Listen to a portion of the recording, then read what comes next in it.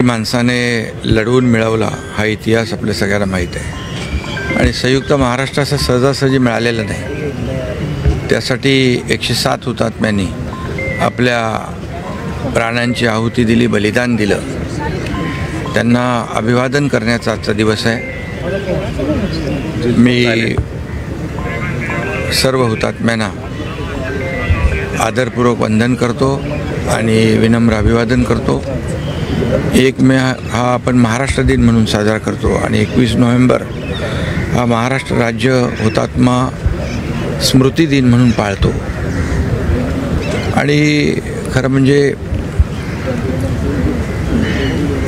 या सर्व हुतात्म्यांनी आपल्या प्राणांची आहुती दिली, बलिदान दिलं।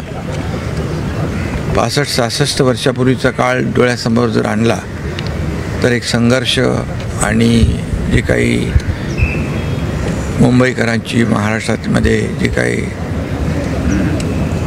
चळवळ त्यावेळेस पाहिली तर अंगावर आजही शहारे येतात। आणि अशा परिस्थितीमध्ये मुंबईचा संयुक्त महाराष्ट्र आपल्याला मिळालेला आहे आणि नुसतं हुतात्म्यांना वंदन करून भागणार नाही, तर मुंबईची प्रगती, मुंबईची कीर्ती, मुंबईचा विकास झाला पाहिजे असा उद्देश डोळ्यासमोर ठेवून प्रत्येकाने आपली जबाबदारी ज्यांनी संयुक्त महाराष्ट्र मुंबईसह मिळवण्यासाठी बलिदान दिलं त्यांना आदरांजली अर्पित करतो, त्यांना विनम्र अभिवादन करतो। सर, कालच तुम्ही दिल्लीवरून परतला, तुमच्या या दिल्ली यात्रेवरून विरोधकांनी टीका करायला सुरुवात नाही। आता त्या दिवस आता हुतात्म्यांचा आजचा दिवस आहे, आपण दुपारनंतर त्याच्यावर बोलू ना।